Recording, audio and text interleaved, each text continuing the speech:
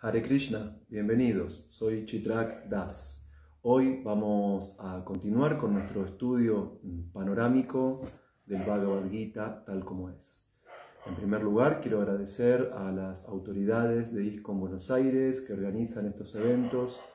También quiero agradecer, por supuesto, a los oradores previos que durante la semana fueron abordando diferentes perspectivas sobre el estudio del Bhagavad Gita.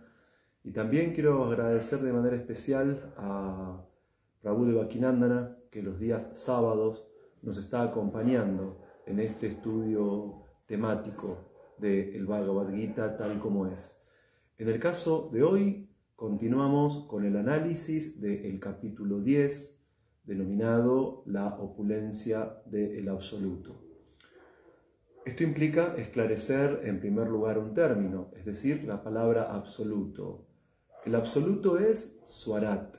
es decir, el absoluto es independiente, porque el absoluto para existir no depende de algún otro tipo de ser. En este sentido, también podemos afirmar que el absoluto es Purnam. Esto implica que el absoluto es todo en sí mismo. El absoluto es completo en sí mismo y a su vez el absoluto contiene a todo en sí mismo. Ahora bien, como vimos en el encuentro anterior que habíamos iniciado el estudio de este capítulo, una de las características que posee el absoluto es achintya, es decir, que es inconcebible, que está más allá de la capacidad de razonamiento y también de la capacidad de la percepción sensorial material. En este sentido, cabe aclarar que nosotros, los seres humanos comunes, poseemos un tipo de conocimiento propio de la experiencia cotidiana, un tipo de conocimiento no muy sistemático, no muy organizado. Es decir, el hombre promedio maneja un conocimiento propio de su experiencia directa, la cual se zambulle indudablemente en el sentido común. Por otro lado, los grandes sabios poseen también un tipo de conocimiento al cual podríamos denominar conocimiento propiamente dicho, el cual es mucho más profundo, el cual es mucho más sistematizado, mucho más metódico e incluso llega al punto de trascender el conocimiento conceptual para llegar a un conocimiento realizado o de experiencia directa. Por otro lado, nos encontramos también con seres suprahumanos, como los devas o semidioses, que poseen un conocimiento de tipo celestial. Pero ya sea que hablemos de seres humanos comunes, o que hablemos de grandes sabios, o de eminentes semidioses, para todas esta clase de entidades vivientes, el absoluto sigue siendo achintya, es decir, la suprema verdad absoluta es para toda esta clase de seres vivientes una entidad tan completa en sí misma, tan perfecta en sí misma, tan independiente de todo tipo de realidad que resulta inconcebible al hombre común, a los grandes sabios e incluso a los semidioses. Y como el conocimiento del absoluto es tan importante para que los seres humanos que nos encontramos dentro del mundo material podamos alcanzar la perfección espiritual más elevada, en este capítulo 10 del Bhagavad Gita, el absoluto mismo, que es trascendente, que es completo, que es perfecto, que es independiente y que es inconcebible, está exponiendo en el campo de batalla de Kurukshetra ante Arjuna sus propias opulencias. Es decir, en esta batalla que se produjo hace más de 5000 años en la tierra de Bharatavarsha,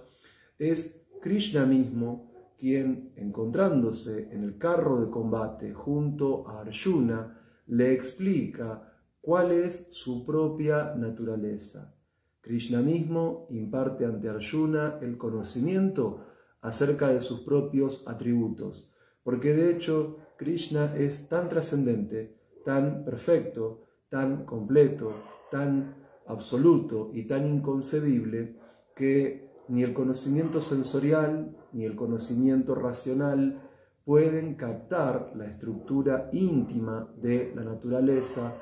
de la suprema personalidad de Dios. Y de ahí la necesidad de que Krishna, siendo el absoluto, transmita a la entidad viviente que se encuentra en este mundo, que es Arjuna, el conocimiento, al menos en el capítulo 10 del Bhagavad Gita, introductorio a los aspectos más relevantes de sus opulencias, es decir, de sus cualidades intrínsecas y de sus propios atributos. Ahora bien,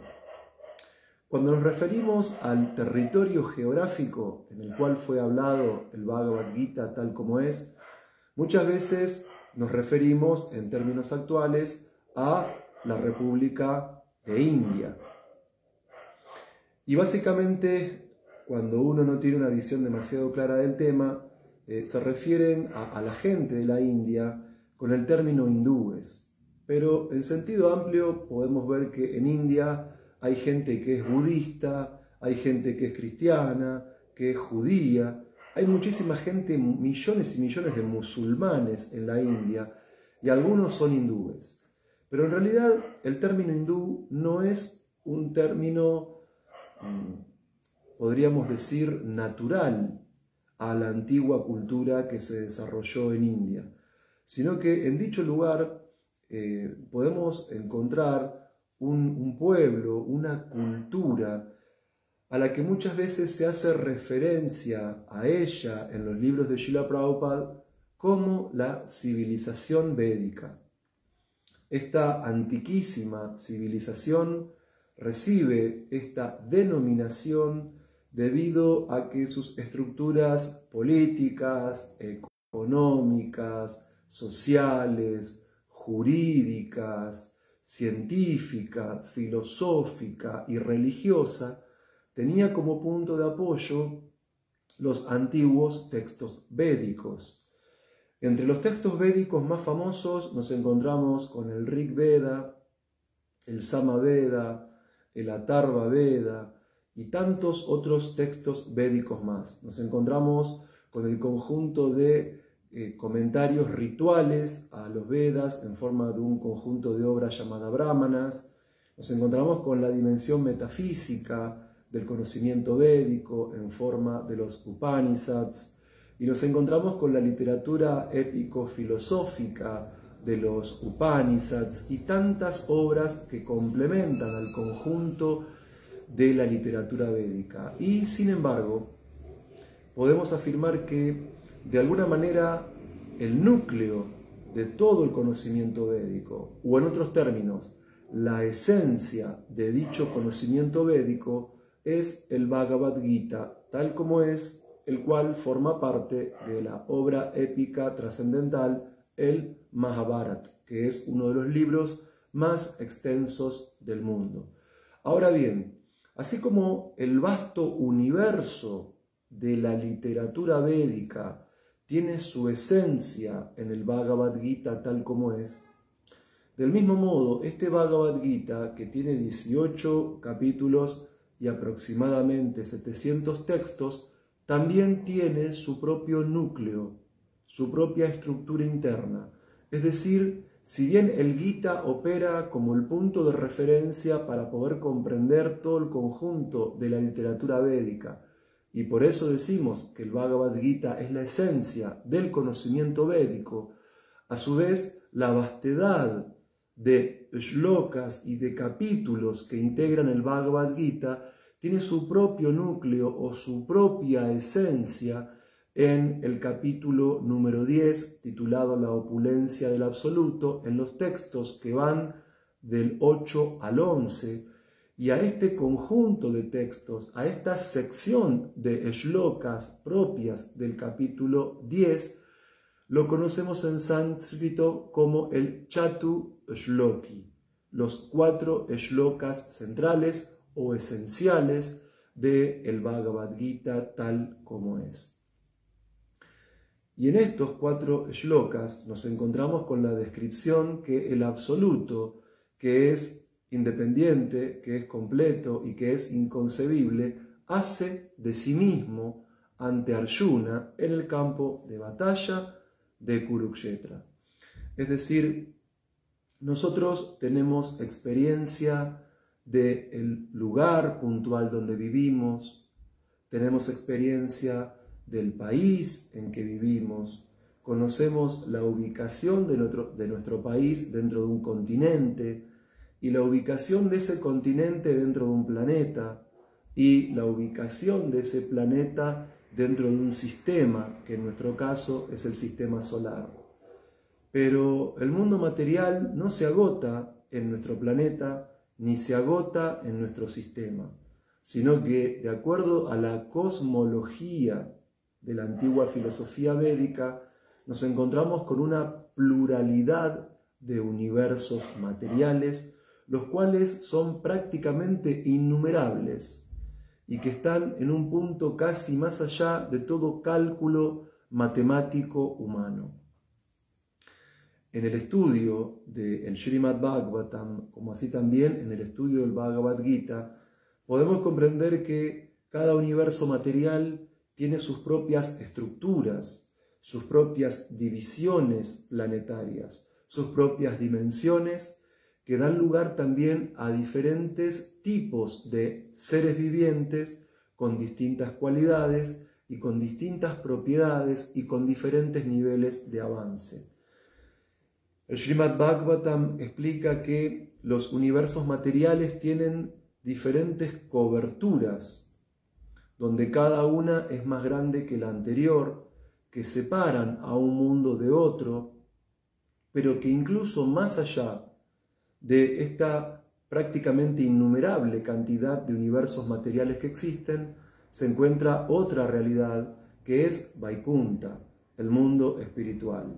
Y a su vez también el mundo espiritual tiene sus propios planetas, sus propias divisiones, y en él imperan diferentes tipos de razas o diferentes tipos de relacionamientos que vinculan a las almas liberadas con el Ser Supremo. Ahora bien, el punto inicial de la descripción que Krishna da en el capítulo 10 del Bhagavad Gita acerca de sus atributos como ser absoluto y trascendente es que de todos los mundos materiales y de todos los mundos espirituales es Krishna el origen.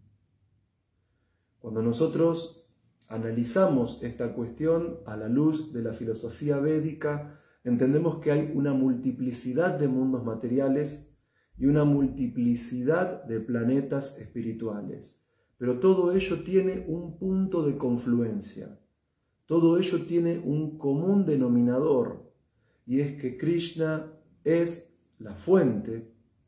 de los mundos materiales y espirituales. Y como se afirma en el texto 8 del capítulo 10, Krishna dice: todo ha emanado de mí, porque Él es el punto de origen para los mundos fenoménicos y temporales como para los mundos eternos y espirituales. Es decir, Krishna opera como el fundamento o principio originario de todo. Y este es un punto importante en cuanto al estudio de sus atributos. Todos nosotros podemos ver que aquello que percibimos se remonta a otra realidad previa. Por ejemplo, uno puede vivir en una casa que fue construida por ciertas personas en tal año, y las personas que construyeron esa casa a su vez son hijos de otros que les dieron nacimiento, y esas personas que dieron nacimiento a los que construyen la casa a su vez se remontan a un linaje familiar que puede ser estudiado mucho tiempo atrás a partir del análisis del árbol genealógico. Pero como podemos ver en última instancia, todo efecto tiene una causa, y toda causa se subordina a una causa que la precede. Y en ese sentido, en el análisis de los atributos del absoluto mismo, podemos decir que Él es, como absoluto mismo, la causa originaria de todas las causas. Y por eso es que no hay causa anterior al absoluto mismo, porque si no, no sería absoluto. En ese sentido, nosotros podemos establecer nexos causales entre todos los fenómenos que podemos percibir en este mundo. Pero para que todo tenga una lógica, para que todo tenga un sentido, tiene que haber un principio primero que a su vez carezca de principio, y ese primer principio es la causa originaria, la causa de todas las causas, y con esta denominación estamos haciendo referencia indudablemente a Krishna mismo. Y por eso él también es el Ishvara supremo. El término sánscrito Ishvara significa controlador. Como sabemos, de acuerdo a la filosofía védica de la antigua India, nosotros podemos saber que hay más de 30 millones de semidioses. Y a veces en diferentes textos se denomina a los semidioses con el término Ishvara. Sin embargo, a su vez, los semidioses están subordinados a la voluntad del absoluto mismo. Y por eso es que podemos decir que este absoluto no solamente es el principio o causa de todo, que es la raíz de los mundos materiales y espirituales, sino que también es el controlador supremo. A veces hay personas que tienen un conocimiento básico de la antigua civilización védica y llegan a la errónea conclusión de que el hinduismo es una religión politeísta. A veces uno puede viajar a India y si no conoce la filosofía puede ver que hay templos dedicados a Shiva, templos dedicados a Ganesha, a Durga, que hay puja o ceremonias que se ofrecen a diferentes tipos de semidioses, y la conclusión de aquel que tiene un conocimiento parcializado es que en la civilización védica se practica un total politeísmo y que todos los caminos conducen a Roma. Y sin embargo, esto es erróneo, porque si bien nosotros comprendemos en base al estudio de obras como el Bhagavad Gita y el Srimad Bhagavatam, que de hecho existen una gran cantidad de semidioses, y aunque la tradición Vaishnava es muy respetuosa respecto de los semidioses, porque de hecho ellos son también Vaishnavas, es decir, a lo largo del Bhagavad Gita nos encontramos con la clasificación de diferentes tipos de practicantes de vida espiritual, y se puede afirmar que hay devotos akama y devotos sakama, es decir, los Vaishnavas que están libres de todos los deseos materiales, que son devotos puros, son devotos akama, pero los semidioses, o gran cantidad de ellos, también son Vaishnavas que poseen deseos materiales y por eso se los describe como devotos sakama. Entonces, los Vaishnavas somos respetuosos respecto de los semidioses, mas no nos dedicamos a su culto y no nos dedicamos a su adoración, porque entendemos que los semidioses no son independientes del absoluto. Los semidioses no son independientes de Krishna y los semidioses tampoco se encuentran al mismo nivel que Krishna mismo. Es decir, los semidioses son seres celestiales, son seres divinos, se ocupan del control de algún aspecto puntual del mundo material, pero sin embargo también nacen y aunque su vida es sumamente extensa, también mueren. Y para ocupar sus puestos de divinidades subordinadas, muchas veces ellos tienen que ejecutar actividades fruitivas, ceremonias, rituales, etc., para acumular puña y ocupar de esa manera el puesto de semidioses. Y a veces encontramos en textos como el Srimad Bhagavatam que deidades como Indra sienten ansiedad y temor de las austeridades y sacrificios que en la tierra ejecutan grandes reyes, porque Indra teme que tras esa inmensa acumulación de puña o actividad piadosa, él pueda perder su puesto como rey de los semidioses de los planetas celestiales. Sin embargo, Krishna, a diferencia de los semidioses, no tiene que ejecutar ningún yoga, no tiene que ejecutar ninguna austeridad ni ningún sacrificio para ocupar su posición suprema. Dado que Él es el absoluto mismo, Él no depende de otra entidad, Él no depende de ningún tipo de producción de karma. Él es completamente trascendente, completamente completo, completamente perfecto, y en ese sentido es el absoluto mismo. Y esto nos lleva a la conclusión de que si bien reconocemos en el estudio de nuestra filosofía la existencia de más de 30 millones de semidioses, ellos no son independientes de Krishna, ni son iguales a él, y por lo tanto los Vaishnavas no somos politeístas, sino estrictamente monoteístas, porque vemos en Krishna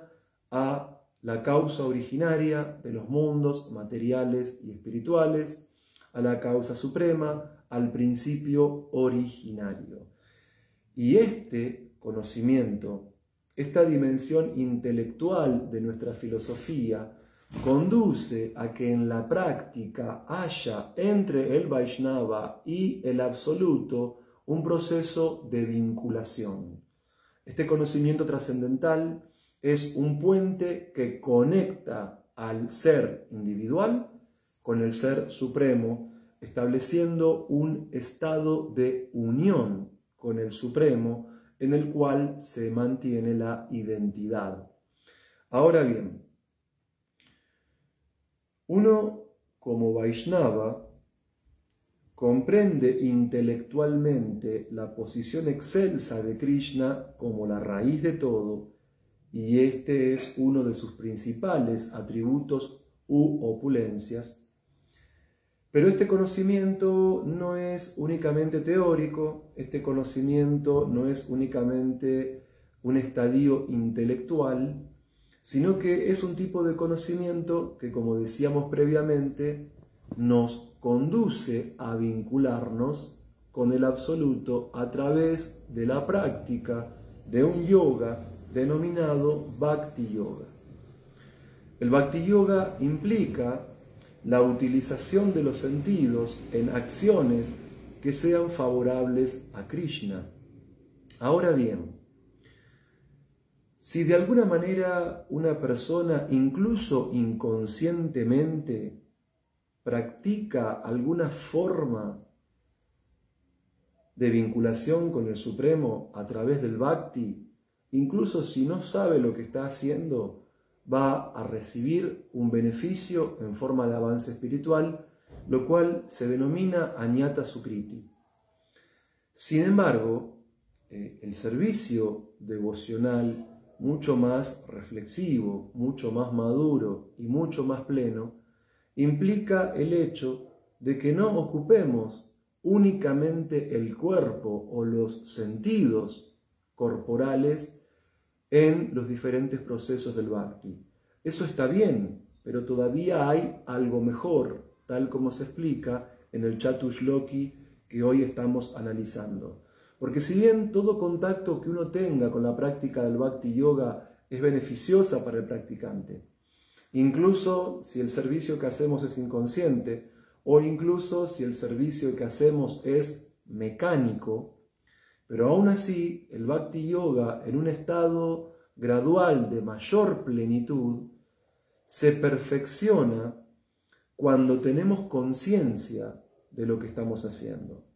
Es decir, cuando uno absorbe la inteligencia en la práctica del Bhakti. Cuando uno desempeña los diferentes procesos del servicio devocional, teniendo la mente absorta en Krishna, tal como se afirma en el texto 9 del Chatushloki. Es decir, Krishna dice, los pensamientos de mis devotos puros están centrados en mí. Entonces, la práctica del servicio devocional puede ser a veces inconsciente, la práctica del servicio devocional puede ser a veces mecánica o incluso rutinaria, pero no debemos conformarnos con esa etapa poco evolucionada de nuestra vida espiritual, sino que, como se afirma en la sección que hoy estamos analizando, es importante al momento de ejecutar servicio devocional ser conscientes de lo que hacemos.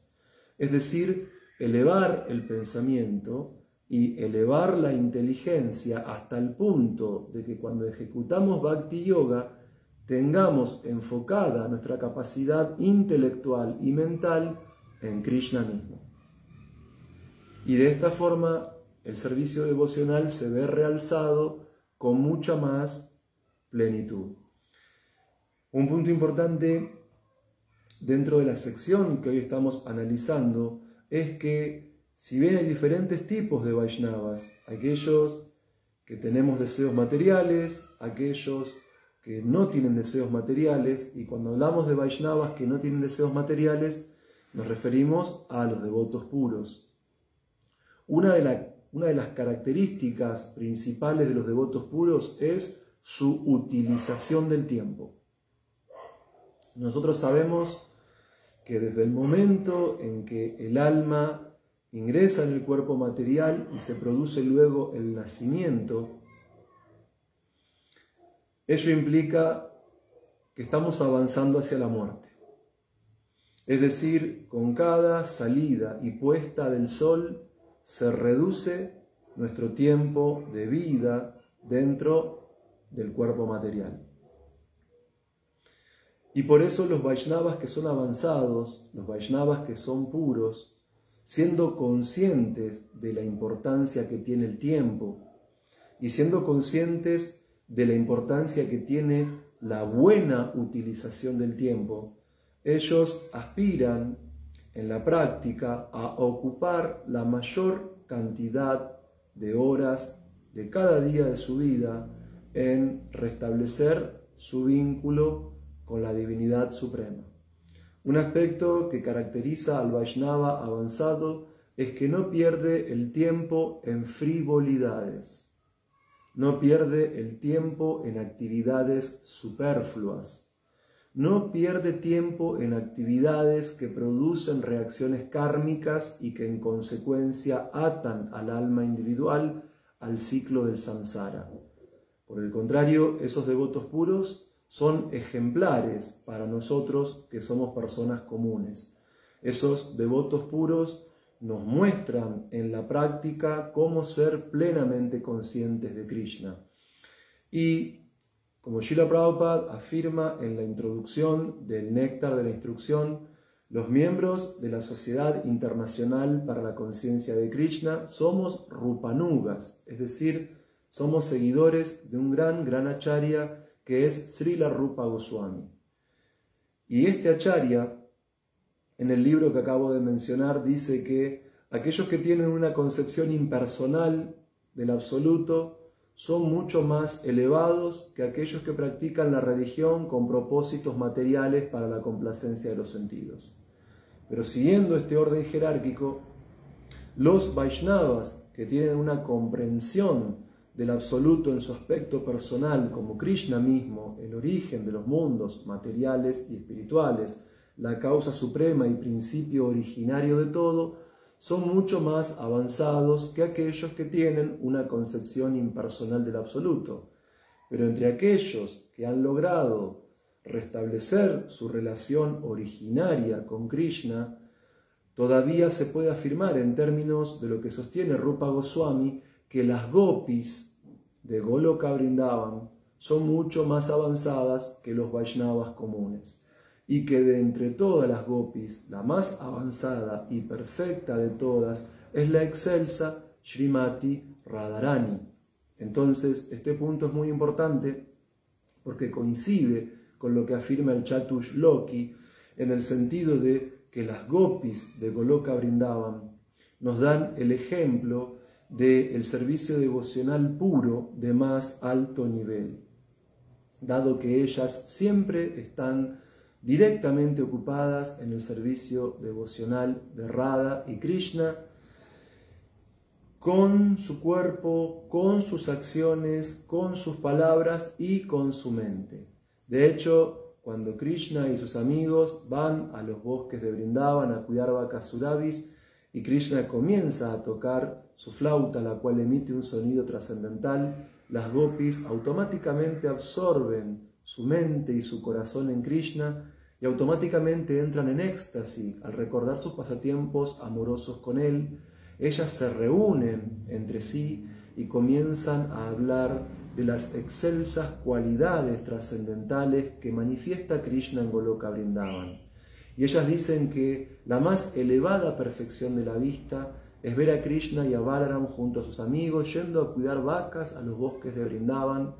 Y ellas dicen que Krishna y Balaram son tan exquisitos en cuanto a sus atuendos que dicen que parecen ser dos actores principales de una obra de teatro por lo exquisita y artística que manifiesta ser su vestimenta y todo lo demás. Entonces podemos ver que, como afirma el Chatushloki, los pensamientos de mis devotos puros, dice Krishna, están absortos en mí y sus vidas están plenamente consagradas a mi servicio.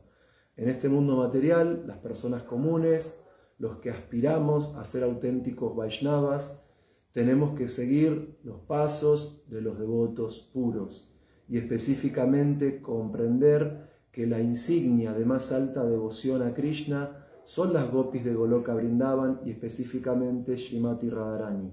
pues ellas son un océano ilimitado de amor puro por Krishna. Ahora bien, un punto importante, siguiendo el análisis que hoy estamos efectuando, es que mismo los Vaishnavas que se encuentran dentro de este mundo material, en la etapa de práctica, encuentran, tal como afirma el significado del texto 9, un placer en la práctica del servicio mismo.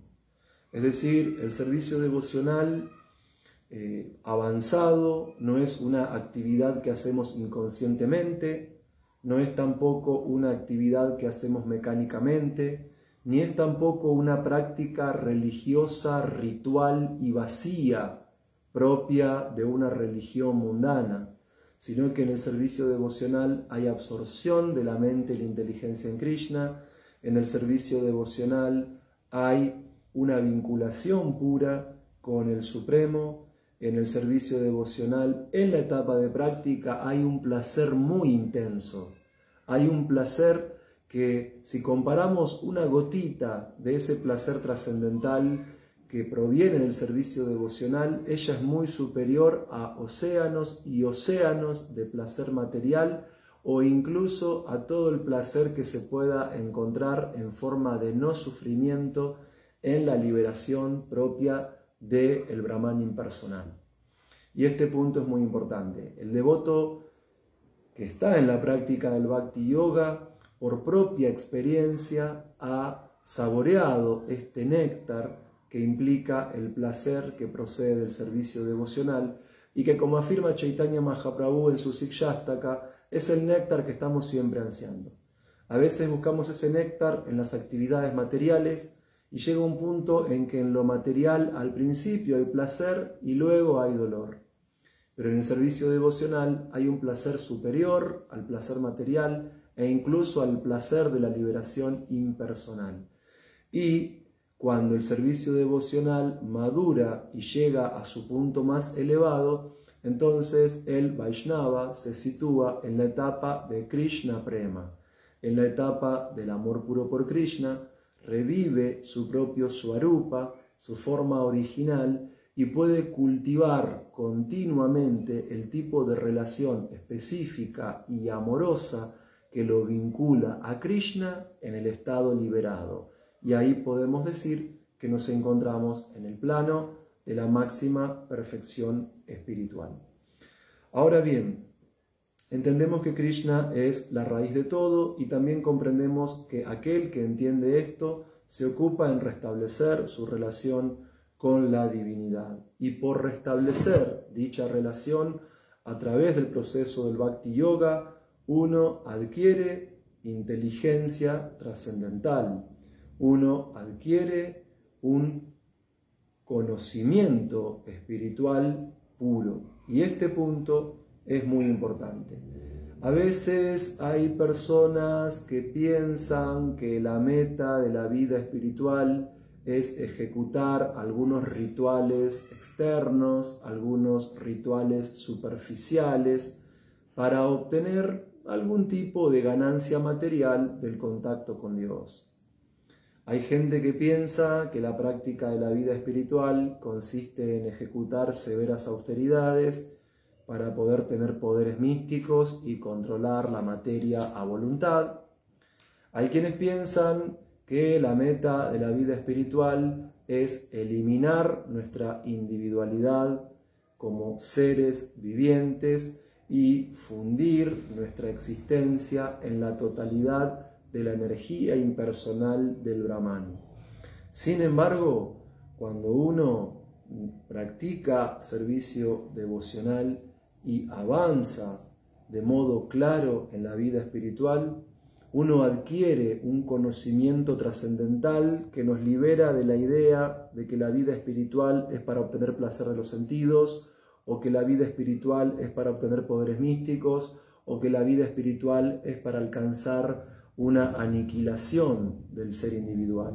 Porque cuando uno practica servicio devocional con conciencia, vinculando su capacidad de pensamiento y de análisis y su amor con el Supremo, entonces uno llega a entender que en última instancia la meta de la vida espiritual es el restablecimiento de nuestra relación eterna y amorosa con Krishna.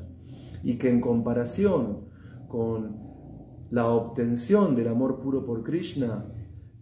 utilizar la religión para conseguir bienes materiales o ascender a planetas celestiales, practicar la religión para tener poderes místicos y de alguna manera volvernos controladores parciales de los fenómenos del mundo, o practicar la religión en pos de aniquilar la individualidad y volvernos uno con el todo, son metas inferiores, son metas indeseables para el Vaishnava puro, que tras la práctica del Bhakti comprende que la meta suprema de la vida es Krishna Prema, el amor puro por Krishna. De ese modo, la inteligencia se centra en el absoluto. De ese modo, este proceso de conocimiento y devoción es el camino que libera al alma individual del ciclo del nacimiento y la muerte y le permite elevarse hacia el plano espiritual y trascendental. Ahora bien, un punto es que para poder lograr todo este conjunto de metas, tiene que haber un método, tiene que haber un proceso, que dentro de la filosofía Vaishnava implica la aceptación de un maestro espiritual y el cultivo del conocimiento de las Shastras, es decir, de los textos sagrados. Pero como se afirma en el significado del texto 11 del capítulo 10, si un practicante de Bhakti Yoga no es lo suficientemente inteligente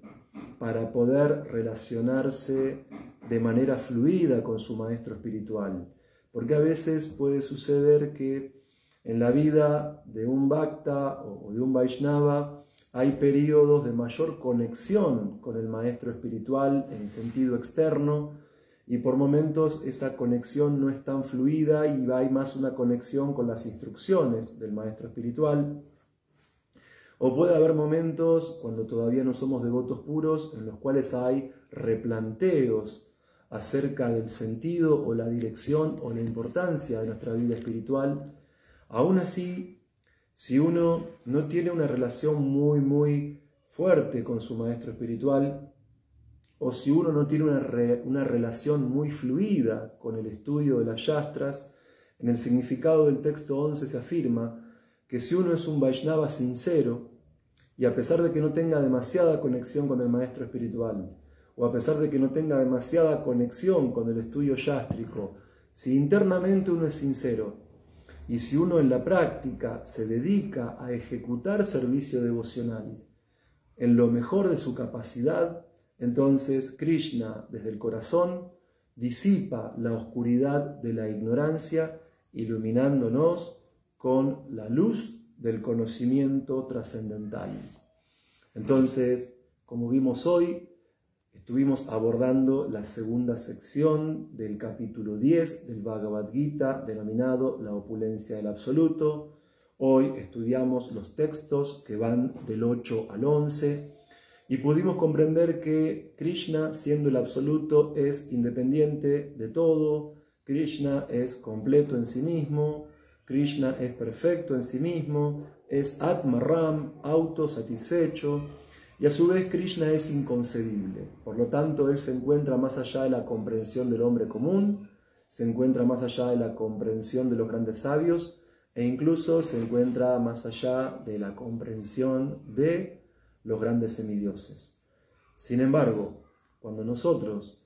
damos lo mejor de nuestra capacidad y con nuestra mayor sinceridad nos ocupamos en los diferentes procesos del Bhakti Yoga, entonces obtenemos el conocimiento trascendental, el cual, sumado a la devoción hacia Krishna, son en última instancia los medios que nos permiten salir del ciclo de reencarnaciones, que nos permiten salir de la existencia dentro del mundo material y que nos permite volver al mundo espiritual y en nuestra forma original eterna revivir nuestra relación amorosa con Krishna, en la cual podemos encontrar la máxima satisfacción, la máxima felicidad y también la máxima bienaventuranza. Hare Krishna, todas las glorias a Srila Prabhupada y a los Vaishnavas reunidos. Bien, voy a revisar si tenemos en la sección de comentarios alguna pregunta. Saludos para Prabhu Karunya Nitai. Saludos también para Mariana Cornejo, para Krishnangi Devidasi, para Omkarananda Das, para Fernanda Om Tat Sat. Bien, acá encuentro saludos y agradecimientos y de momento no veo ninguna pregunta. Así que aquí concluimos el encuentro de hoy. La semana que viene y la próxima van a estar en compañía de Prabhu Devakinandana. Y quisiera recordarles que mañana estamos celebrando el trascendental advenimiento de Sri Chaitanya Mahaprabhu, que es Radha y Krishna combinados. Y si no me equivoco, por esta misma página de Facebook, ISKCON Buenos Aires, a la 1 de la tarde, horario de Argentina, va a estar dando la clase Su Santidad